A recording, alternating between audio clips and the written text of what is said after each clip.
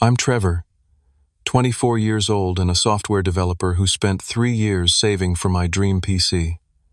Technology has been my escape and passion since I was 8. Nothing prepared me for coming home to find my $3,900 custom build missing, sold by my parents to fund my sister's shopping addiction. The betrayal cut deep, but what they never expected was how my response would completely upend our family dynamic forever. If you're watching this video, drop a comment letting me know where you're tuning in from. Hit that like button and subscribe to join me on this wild journey of standing up for yourself. My love affair with technology started when I was just a kid. While other 8-year-olds were trading baseball cards or playing kickball, I was taking apart old computers my uncle would bring over from his office when they upgraded their systems. I remember the first time I successfully reassembled a Dell desktop and got it running again. The power button lit up blue and the familiar startup sound was like music to my ears. My parents were in the kitchen when I ran in breathless with excitement, trying to explain what I'd accomplished. Dad just nodded absently while Mom smiled that distant smile that meant she wasn't really listening. "That's nice, honey. Can you please tell Megan dinner's ready?" That was the pattern throughout my childhood. My achievements with technology were always acknowledged with polite disinterest, while my sister's activities, whether it was making the cheerleading squad or winning a participation trophy at a dance recital, were celebrated with enthusiasm photos and special dinners. Despite the lack of encouragement at home, I kept nurturing my passion. In middle school, I taught myself basic HTML and created simple websites. By high school, I was learning Python and Java, staying after school to use the computer lab since we didn't have a decent computer at home.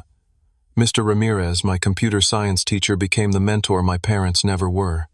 He noticed my aptitude and gave me extra projects, old programming books, and eventually a letter of recommendation that helped me get a partial scholarship to study computer science in college. College was transformative. Being surrounded by people who shared my interests and valued my skills was intoxicating. I joined coding clubs, participated in hackathons, and even won a Student Innovation Award for a scheduling application I developed. For the first time, I felt validated and understood. After graduation, I landed an entry-level position at Axiom Software Solutions. The starting salary wasn't impressive, but the opportunity to work with experienced developers on real projects was priceless. My boss Marcus took me under his wing, recognizing my potential and giving me increasingly complex assignments as I proved myself. With student loans hanging over my head, I made the practical but difficult decision to move back home. My parents agreed to let me stay rent-free while I established myself professionally. In return, I handled all the technology issues in the house, helped with yard work, and contributed to groceries. It seemed like a fair arrangement, and I was grateful for the chance to save money. From my very first paycheck, I started setting aside funds for what I called the dream machine. I created a spreadsheet detailing every component I wanted, tracking price fluctuations and calculating how long it would take to afford each part. This wasn't just any computer, it was going to be a professional-grade workstation that would allow me to do freelance work and develop indie games, my true passion. 3 years of disciplined saving, 3 years of brown bag lunches instead of takeout with coworkers, 3 years of saying no to weekend trips and new clothes. Every sacrifice was worth it when I finally ordered the components. An AMD Ryzen 9 5900X processor, an NVIDIA GeForce RTX 3090 graphics card, 64 GB of RAM, 2 TB of SSD storage, a custom water cooling system, and a case with tempered glass panels to showcase the build. The total came to $3,900, every cent accounted for and justified. The day the last components arrived was one of the happiest of my life. I spent an entire weekend meticulously assembling everything, managing cables, setting up the cooling system, and fine-tuning the RGB lighting to create a subtle blue glow. When I pressed the power button for the first time, and the system hummed to life without a hitch, I felt a sense of accomplishment that was almost overwhelming. This wasn't just a computer. It was tangible proof of my dedication and discipline.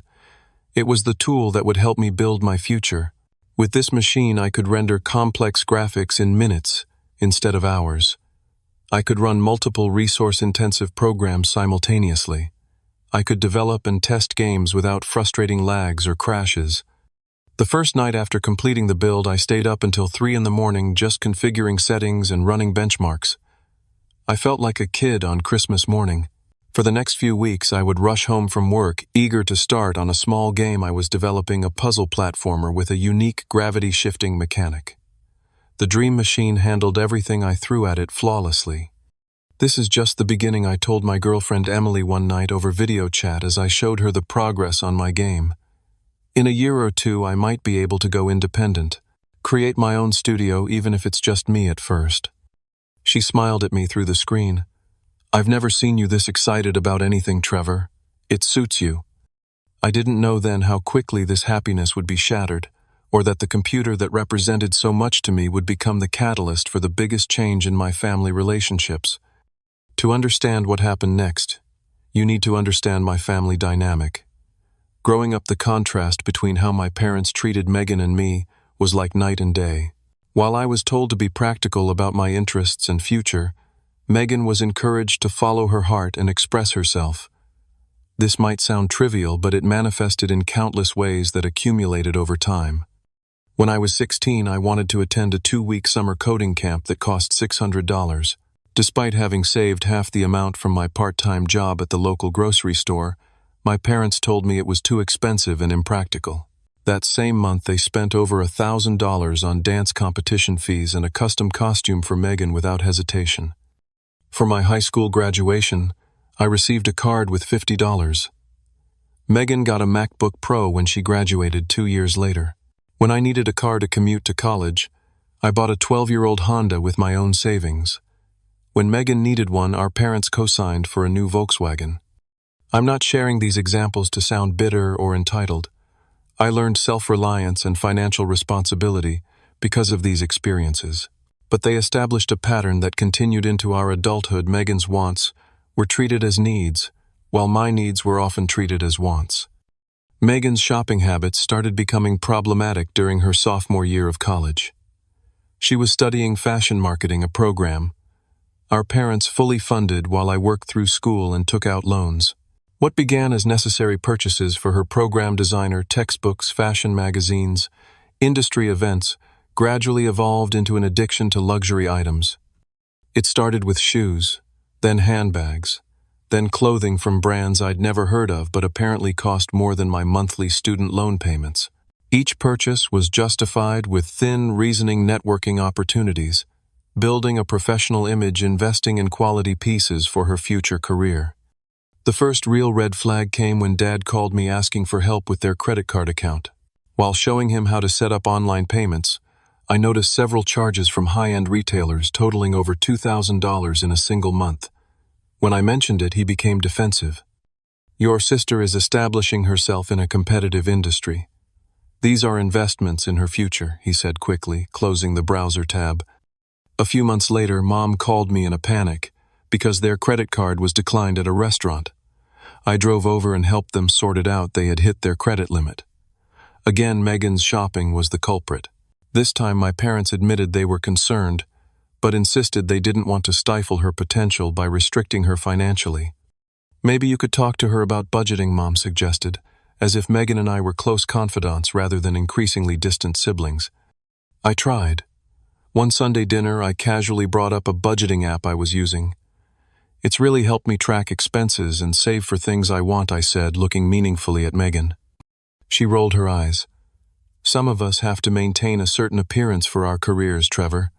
Not everyone can wear the same 3 hoodies and jeans to work." My parents laughed as if she'd made a clever joke rather than insulted me and my profession. The situation deteriorated further when Megan graduated and moved back home, too. She had a part-time job at a boutique that paid barely above minimum wage, but her shopping didn't slow down. If anything, it accelerated, now fueled by work contacts who gave her insider information on sample sales and exclusive collections. Our parents' financial strain became increasingly evident. Dad, who had always been meticulous about lawn care, started letting the yard go. Mom began clipping coupons and shopping at discount grocery stores. They canceled their annual vacation to the lake house we'd rented every summer since I was a child. Yet Megan's shopping bags continued to appear regularly. New shoes, New dresses, new everything. One evening I overheard an argument between my parents in their bedroom. Mom was crying. "We can't keep doing this, Robert. The retirement account is already down $30,000. What am I supposed to do, Linda? Tell her no. You know how she gets. It's just a rough patch. Once she gets established in her career, things will turn around." I felt sick listening to this. Later that week, I tried once more to have a serious conversation with them. I sat them down at the kitchen table after Megan had gone out with friends. "I'm worried about you guys," I began, "and I'm worried about Megan. I think she might have a shopping addiction, and it's affecting everyone." Dad's face hardened. "Don't be dramatic, Trevor. Your sister just has different priorities than you do." "Different priorities? Dad, you and Mom are draining your retirement to fund her shopping sprees. That's not different priorities, that's a serious problem." Mom reached over and patted my hand condescendingly. "We appreciate your concern, honey, but we're the parents. We know what we're doing. Have you considered family financial counseling? Or maybe Megan could talk to someone about why she feels the need to shop so much." "Now you're suggesting your sister needs therapy." Dad's voice rose. "Just because she enjoys nice things, not everyone wants to stare at computer screens all day and live like a monk." The conversation devolved from there, with my concerns dismissed as jealousy and misunderstanding. I left the table feeling frustrated and helpless, unaware that the worst was yet to come. The weekend, everything fell apart, started innocently enough. Emily and I had been dating for about 6 months, and she invited me to join her for a friend's wedding in Chicago. It would be our first weekend trip together, and I was excited for the small getaway. I left Friday afternoon, promising my parents I'd be back Sunday evening. The wedding was beautiful, and spending uninterrupted time with Emily strengthened our relationship. As we drove back to my parents' house Sunday evening, I chatted about the game project I was eager to get back to. "I think I've figured out the physics issue I was having with the gravity shifts," I told her. "Can't wait to implement it and see if it works." Emily smiled. "Look at you, all passionate and glowy when you talk about your game." We kissed goodbye in the driveway, and I headed inside with my overnight bag mind already jumping ahead to the coding session I was planning. The moment I opened my bedroom door, I knew something was wrong. The energy in the room felt different. My eyes went straight to my desk, where the dream machine should have been humming in sleep mode, but the space was empty. The dual monitors were still there, but the tower was gone. My keyboard and mouse had been pushed aside, and the tangle of cables lay limp without their purpose. For a moment I stood frozen, trying to process what I was seeing. Had there been a break-in? But nothing else seemed disturbed. My laptop was still on the bed where I'd left it. My wallet with emergency cash was untouched in the drawer. I dropped my bag and began searching frantically. Maybe my parents had moved it for some reason. Cleaning, perhaps. I checked under the desk, in the closet, even under the bed. "Mom, Dad," I called out, my voice tight with rising panic. I found them in the living room watching television, looking perfectly relaxed. "Hey, honey, how was the wedding?" Mom asked, not looking away from her show. "Where's my computer?" I asked, my heart pounding. Dad muted the television and exchanged a glance with Mom. "Oh, that. We had to sell it." The casual way he said it, like he was telling me they'd thrown out an old newspaper, made my blood run cold. "You what?" "We sold it to Computer World downtown. They gave us $1,800 for it. Not bad considering it's used equipment." $1,800. Less than half what I'd paid. My custom build, my hundreds of hours of research and assembly, reduced to used equipment and sold for a fraction of its value. "Why would you do that?" My voice came out as a whisper shock, temporarily overriding anger. Mom finally seemed to register my distress. "Well, sweetie, we needed the money. And since you live here rent-free, we thought you wouldn't mind helping out the family." "Helping out the family? You sold my property without asking me. That computer cost me $3,900. 3 years of saving." Dad's expression hardened. "Don't take that tone with us. We're your parents and this is our house. Where's the money? What was so important that you had to sell my computer without even talking to me first?" Another glance between them. This one more uncomfortable. "Well, Megan had some expenses that couldn't wait," Mom said vaguely. As if summoned by her name, the front door opened, and Megan walked in carrying several shopping bags emblazoned with designer logos. She was wearing new clothes I hadn't seen before, a leather jacket that probably cost more than a month of my salary. The pieces clicked into place with sickening clarity. You sold my computer to fund her shopping spree. I could hear my voice rising, but I couldn't control it anymore. Megan looked between us, finally registering the tension. What's going on? They sold my PC to pay for your new stuff, I said, gesturing to her bags. She had the grace to look momentarily surprised before shrugging. Oh, well, it's not like you don't have your work computer too, and you're always saying how you save all your work to the cloud. Her dismissive attitude was like gasoline on the fire of my anger. That's not the point. That was my property that I paid for with my money. It wasn't just for work. It was for my game development, my future. Dad stood up. That's enough, Trevor. What's done is done. We needed the money because our credit cards are maxed out, and Megan needed these things for an important networking event this weekend. Networking event? You mean another party with her fashionista friends pretending to be industry insiders? The words spilled out before I could stop them. Megan's face flushed. You don't know anything about my world. Just because you're content to be some coding drone doesn't mean the rest of us don't have ambitions. Ambitions.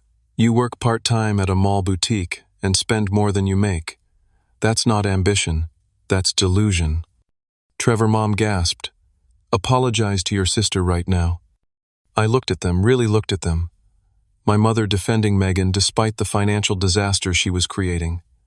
My father willing to sacrifice my property to enable her addiction, and Megan herself standing there with thousands of dollars in new purchases paid for with my sweat and sacrifice. I will not apologize, I said quietly, a strange calm settling over me as I made a decision that had been brewing for longer than I realized. What you've done is theft, pure and simple. We're your parents, Dad said, as if that explained and excused everything. Parents don't steal from their children.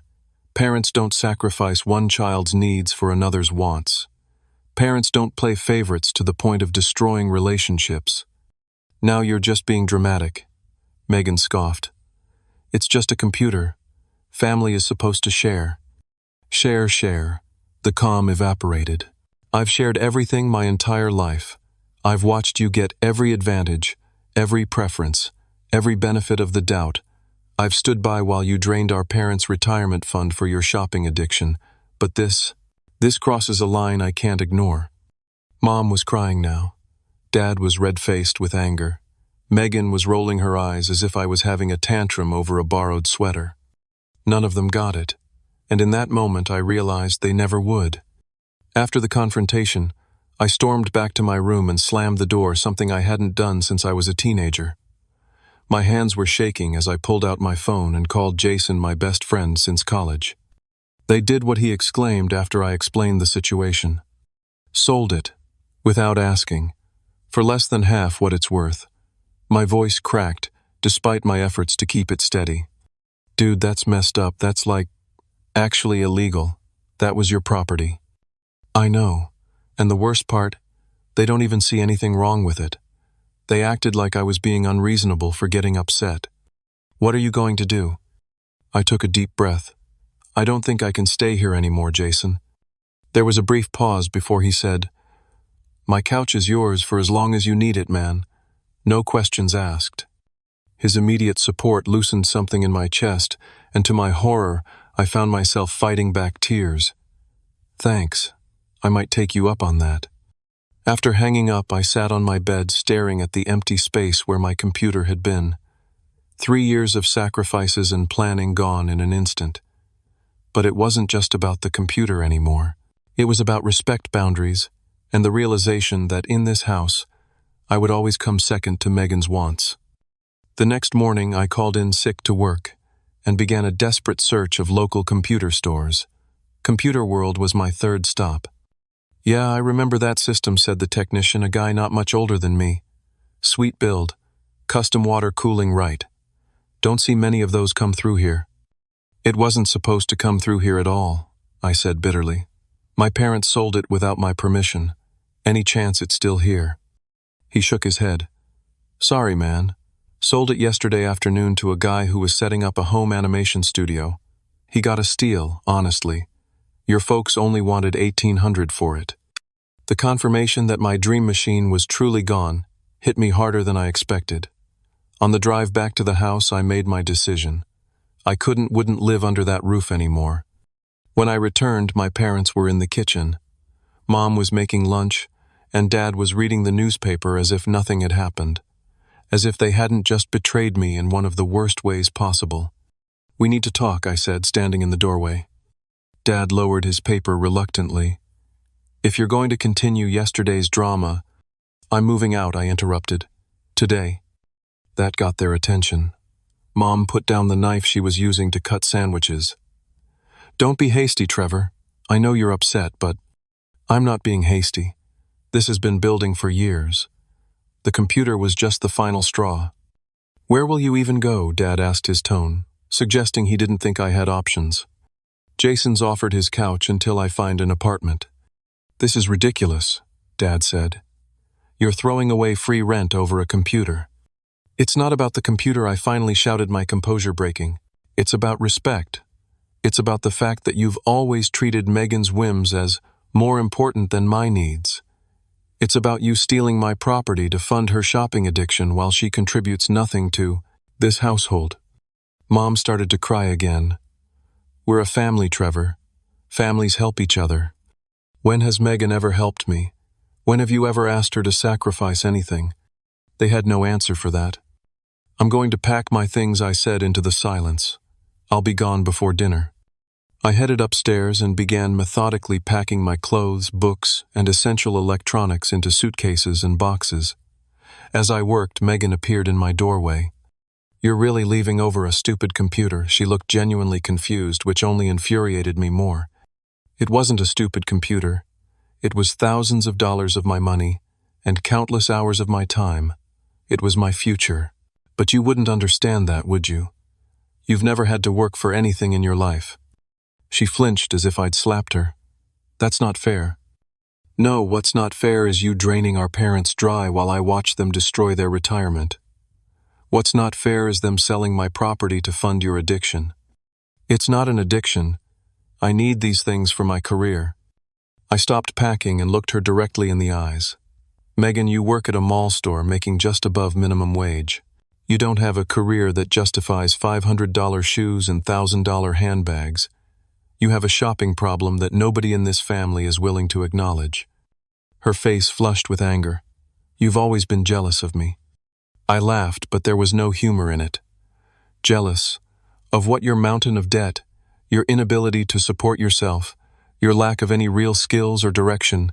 No, Megan, I'm not jealous. I'm sad for you. And I'm done enabling this dysfunction." She stormed off, no doubt, to complain to our parents about how mean I was being. By late afternoon, Jason arrived with his pickup truck to help me move. As we carried boxes out, my parents made increasingly desperate attempts to convince me to stay. "What about your sister?" Mom asked as I loaded my final box. "This will devastate her." The irony of her concern for Megan's feelings rather than mine was not lost on me. Maybe it's time Megan experienced some consequences for her actions. Dad tried a different approach. "Son, we can talk about getting you a new computer. Maybe not right away, but in a few months." "It's too late for that, Dad. This isn't just about the computer anymore. It's about years of favoritism and disrespect." As Jason and I prepared to leave, my parents stood in the driveway looking lost and confused, as if they couldn't comprehend how their actions had led to this moment. "You don't have to do this," Mom said one last time, tears streaming down her face. I paused before getting into the truck. "Actually, I do. For the first time in my life, I'm putting myself first. Maybe you should try it sometime instead of bankrupting yourselves for Megan." As we drove away, I felt a complex mix of emotions: grief, anger, relief, and underneath it all, a surprising sense of freedom. I was leaving behind more than just a house. I was leaving behind a family dynamic that had been slowly suffocating me for years. "You okay?" Jason asked after we'd driven in silence for several minutes. "No," I answered honestly. "But I think I will be." Jason's one-bedroom apartment became my temporary home. His couch wasn't comfortable, but it represented something invaluable: freedom from the toxic family dynamic I'd been trapped in. The first few days were a blur of practical matters: setting up mail forwarding, finding places for my belongings in Jason's already cramped space, and explaining the situation to concerned friends. Emily came over the day after I moved, bringing takeout and a sympathetic ear. As I recounted the whole story, her expression shifted from shock to outrage. "I knew your sister was spoiled, but this is another level," she said, shaking her head. "And your parents actually defended selling your property. They didn't just defend it, they acted like I was being unreasonable for getting upset about it." She took my hand. "You made the right decision, Trevor. No one deserves to be treated that way, especially not by family." Her validation helped solidify my resolve. This wasn't an impulsive overreaction. It was a necessary step toward self-respect. On Monday morning, I went to work as usual, but requested a meeting with Marcus, my boss. I explained my situation without getting into the emotional details. Basically, I've had to move out suddenly, and I'm looking for ways to increase my income while I get established. Are there any extra projects or overtime opportunities available? Marcus leaned back in his chair, studying me. "Actually, we just landed the Meridian contract, and I need someone to lead the back-end development. It would mean longer hours and more responsibility, but also a 15% pay bump. I was going to announce it next week, but if you're interested." "Absolutely. I'm ready for the challenge." "Good. Let's make it official then. The pay increase will start with next week's paycheck." That same day, I began apartment hunting in earnest. The rental market was tight, but I caught a break when I mentioned my situation to Barbara, a family friend who had always been kind to me. She owned several rental properties and had a small one-bedroom coming available at the end of the month. "It's nothing fancy," she warned when she showed it to me after work. "But it's clean, the building is secure, and the location is decent." The apartment was indeed basic, about 600 square feet, with dated appliances and worn carpet, but the rent was within my budget, especially with my upcoming raise. "I'll take it," I said without hesitation. Barbara lowered her voice. "I heard about what happened, Trevor. Your mother called me trying to get me to convince you to come home." My stomach tightened. "And what did you tell her?" "I told her that you're an adult making an adult decision, and she needs to respect that." She patted my arm. "For what it's worth, I think you're handling this with remarkable maturity." With housing secured, I focused on establishing my financial independence completely. I opened new bank accounts at a different institution than the one my parents used. I made sure all my important documents, birth certificate, social security card, passport, were in my possession. I created a detailed budget accounting for every expense I would now be responsible for: rent, utilities, groceries, transportation, insurance.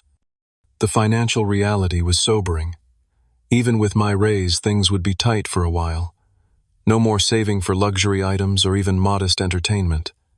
Every dollar would need to be carefully allocated. But as I worked through these challenges, I felt a growing sense of pride.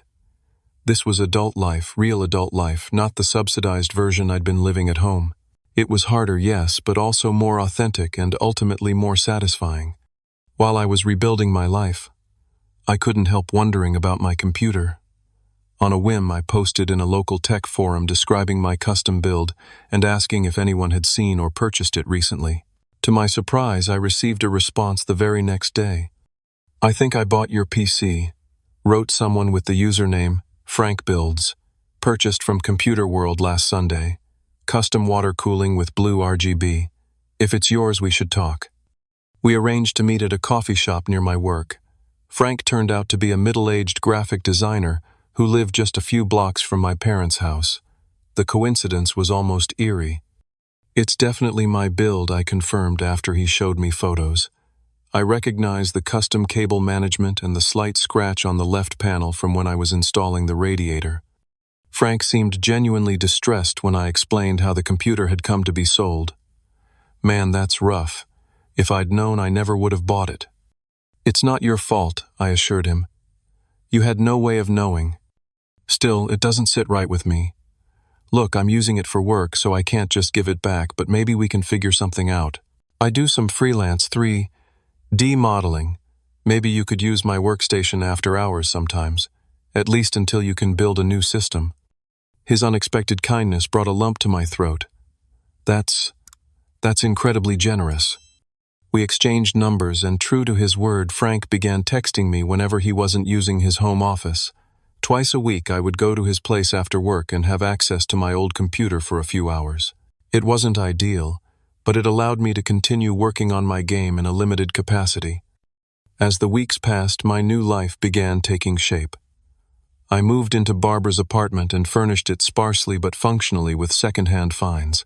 I established routines for cooking simple meals instead of relying on my mother's cooking. I learned to do laundry more efficiently and to keep track of household supplies. My parents called and texted frequently at first, their messages ranging from guilt-inducing, "Parse, your sister cries herself to sleep because you left, to angry, after everything we've done for you, to conciliatory, let's talk about this like adults." I responded minimally, maintaining firm boundaries while avoiding outright hostility. Megan never reached out directly, which didn't surprise me. In her worldview, she had done nothing wrong, so there was nothing to apologize for or discuss.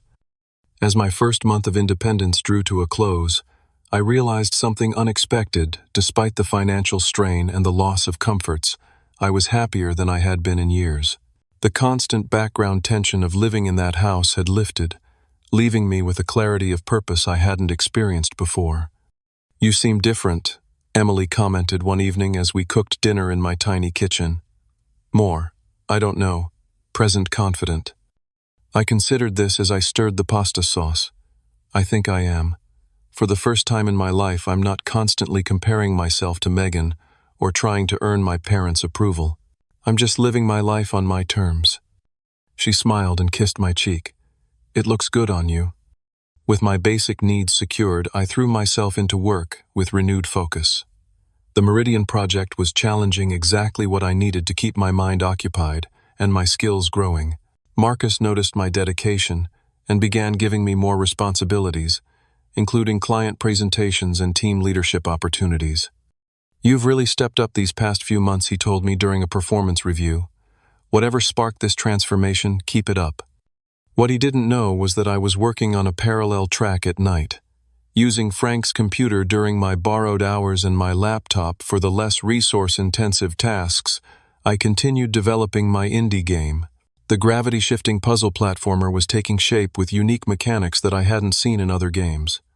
On a whim, I submitted an early demo to Indie Dev Showcase, a small but respected exhibition for up-and-coming game developers. To my shock, they accepted it. Even more surprisingly, the demo generated buzz among attendees and caught the attention of a scout from Pixel Pioneer, a publisher known for supporting innovative indie games. "We're intrigued by your concept," said Natalie, the Pixel Pioneer representative who contacted me afterward. "The physics engine is unlike anything we've seen. Do you have a development timeline?" I was honest about my constraints. "I'm working on this solo and currently using borrowed equipment since my development PC was lost. Progress is slower than I'd like. Would investment help accelerate that timeline? We're potentially interested in publishing once it's complete." My heart raced at the possibility. "Absolutely. With proper resources, I could complete it within 6 months. Send us a formal proposal and we'll see what we can do." That night I worked until dawn preparing a detailed document outlining my vision, technical specifications, and financial needs. I was asking for a $20,000 investment, enough to purchase new equipment, license professional software, and reduce my hours at Axiom to focus more on development. 2 weeks later, Pixel Pioneer agreed to invest $15,000 in exchange for publishing rights and a percentage of future revenues. It wasn't the full amount I'd requested, but it was more than enough to transform my situation.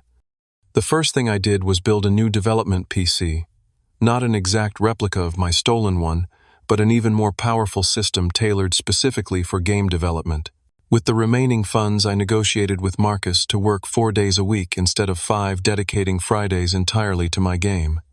As my professional life flourished, I maintained minimal contact with my family. Barbara occasionally updated me on their situation, which was deteriorating in my absence.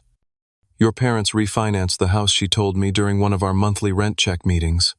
From what your mother said, their credit card debt has become unmanageable. I felt a twinge of concern despite everything. And Megan, is she still living there? Barbara sighed. Yes, and still shopping from what I gather.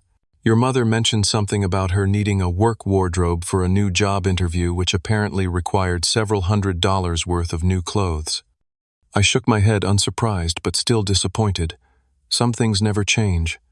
Then about 4 months after I'd moved out, my father called with an unmistakable edge of desperation in his voice.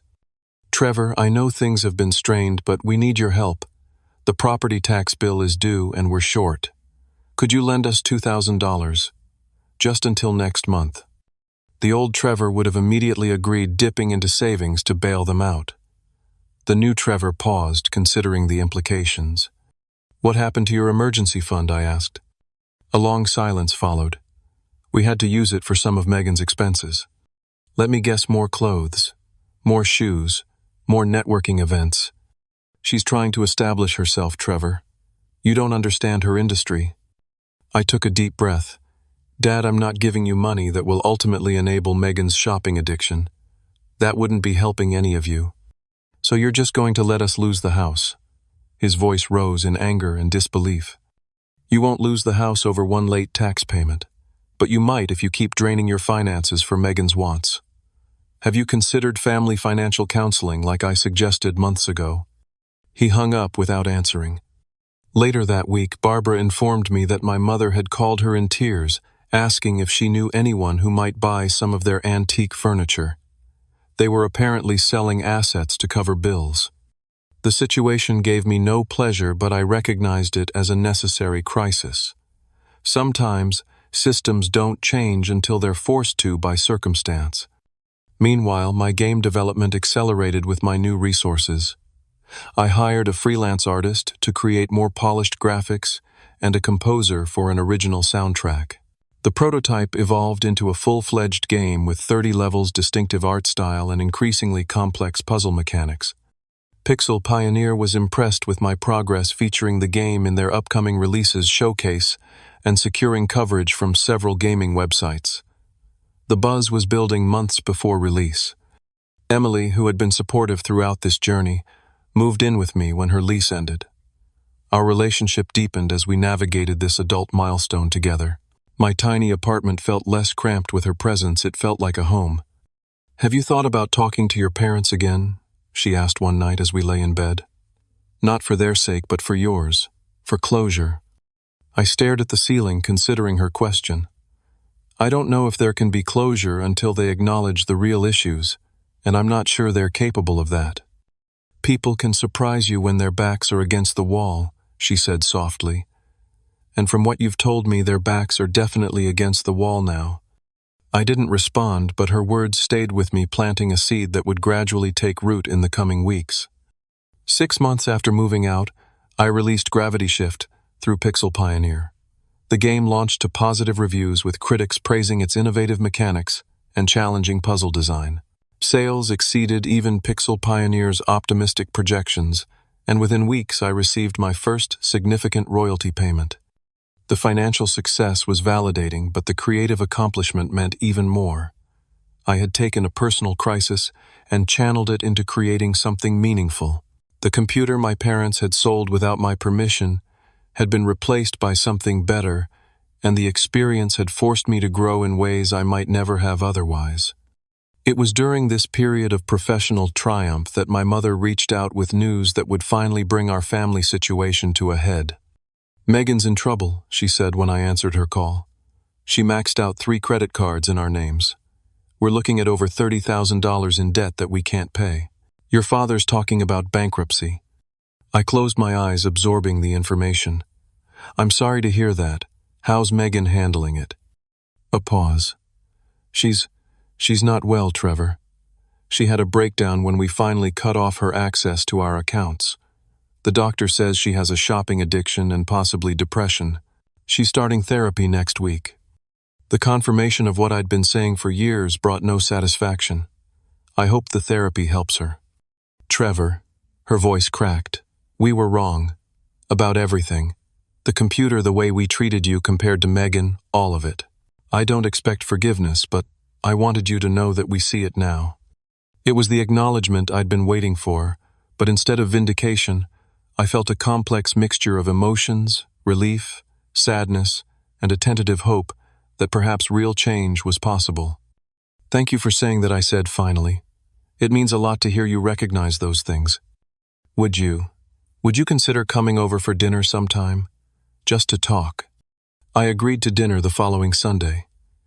Emily offered to come for moral support, but I decided this was something I needed to do alone. Walking into my childhood home felt surreal. The house looked different. Several pieces of furniture were missing, sold to cover bills. My parents looked different, too older, more careworn than I remembered. Megan was there, subdued in a way I'd never seen her. Gone were the designer clothes, replaced by simple jeans and a plain sweater. She barely met my eyes as we sat down to a modest meal. "I owe you an apology," she said halfway through dinner, her voice small. "I never thought about how my actions affected everyone else. I was selfish and entitled, and I'm sorry." "What made you realize that?" I asked, genuinely curious. She fiddled with her napkin, hitting rock bottom. "When Mom and Dad finally cut me off, I realized I had nothing. No real skills, no savings, mountains of debt, and a minimum wage job. My so-called friends disappeared when I couldn't keep up with their lifestyle. My therapist says I was using shopping to fill an emotional void and to create an identity I thought would make me special." My father cleared his throat. "We enabled her for years. We thought we were showing love, but we were actually preventing her from developing independence and responsibility, the qualities we always admired in you, Trevor." The frank admission stunned me into silence. "We've started financial counseling," my mother added, "and we're making changes. Your father's taken a part-time job on weekends. I'm selling crafts online. We're learning to live within our means for the first time in years." "And I'm working full-time now," Megan said, "plus weekends at a different store. Every cent goes to paying down the debt." I looked around at my family, humbled, struggling, but finally facing reality. "I'm proud of you all for making these changes. They couldn't have been easy." "They weren't," my father admitted, "but necessary. We almost lost everything, including you." After dinner, he took me aside privately. "Your game is doing well from what I've read online. Congratulations." "Thank you. It's been a long road." He nodded, looking uncomfortable. "I know this doesn't make up for what we did, but I want you to have this." He handed me an envelope. Inside was a check for $1,800, the exact amount they'd received for selling my computer. "It should have been much more," he said, "but it's what we can manage right now. Maybe someday we can make up the rest." I looked at the check, then back at my father. "Keep it. Put it toward Megan's therapy or the credit card debt. I'm doing fine now." "Trevor, really, Dad, I don't need it anymore. What I needed was for you to understand why what you did was wrong. And it seems like you do now." He blinked rapidly, fighting tears. "We do. God, we do." As I prepared to leave, Megan approached me hesitantly. Do you think we could ever be close, like real siblings?" I considered her question carefully. "I think we can build something new. Not what we had before, but maybe something better. It will take time and consistency and real change from everyone. But yes, I think it's possible." The relief in her eyes was palpable. "I'd like that." Over the following months, our family began a slow healing process. I maintained my independence, but joined them for dinner every other Sunday. They respected my boundaries and never asked for financial help, though I occasionally brought groceries or helped with small house repairs. Megan continued therapy and found a job as an administrative assistant at a marketing firm, not glamorous, but stable with potential for growth. She stuck with it, gradually paying down her debt and learning to find satisfaction in achievements rather than possessions. My parents attended financial counseling and rebuilt their budget from the ground up. They sold their second car, downgraded their cable package, and learned to distinguish between needs and wants. The process was painful, but ultimately liberating for them. As for me, the success of Gravity Shift led to a publishing deal for a second game. I eventually left Axiom to found my own small studio, hiring Jason as my first employee. Emily and I moved to a larger apartment, and began discussing marriage and a future together. The computer incident, as we came to call it, had been a catalyst for transformation for all of us. For my parents, it was the beginning of financial responsibility and equal treatment of their children. For Megan, it was the first step toward confronting her addiction and building a sustainable life. And for me, it was the push I needed to establish independence and pursue my true passion. 1 year to the day after I moved out, I hosted a small dinner party at my new apartment. My parents and Megan were there, along with Emily, Jason, and Barbara. As we shared a meal in the home I had built with my own efforts, I reflected on how far we had all come. "I want to propose a toast," I said, raising my glass. "To difficult beginnings that lead to better endings. To learning that our worth isn't determined by possessions or comparisons, and to the understanding that real family means respecting each other's boundaries and supporting each other's growth, not enabling destructive patterns." Everyone raised their glasses in agreement. Later, as the evening wound down, my father pulled me aside. "You know, when you first moved out, I was angry. I thought you were being selfish and dramatic. Now I see that it was the most self-respecting thing you could have done." "It wasn't easy," I admitted. "But it was necessary. You taught us all a valuable lesson, son. Sometimes the most loving thing you can do is set boundaries and let people face the consequences of their actions." As I watched my family interact in my home, changed, humbled but healing, I felt a sense of peace I hadn't expected to find. The betrayal had been real and painful, but it had ultimately led to growth for everyone involved. The hardest experiences often yield the most important lessons: that self-respect requires boundaries, that enabling isn't the same as loving, that real growth rarely comes without discomfort, and that sometimes walking away is necessary before you can build something better. If you've stuck with my story this far, I'd love to hear your thoughts. Have you ever had to set difficult boundaries with family? Did it lead to positive change? Or are you still in the challenging middle of that journey? Drop a comment below, hit that like button if this resonated with you, and subscribe for more stories about navigating complex family dynamics and coming out stronger on the other side. Remember, standing up for yourself isn't selfish. Sometimes it's the catalyst everyone needs to grow. Thanks for listening, and wishing you the courage to create the life you deserve.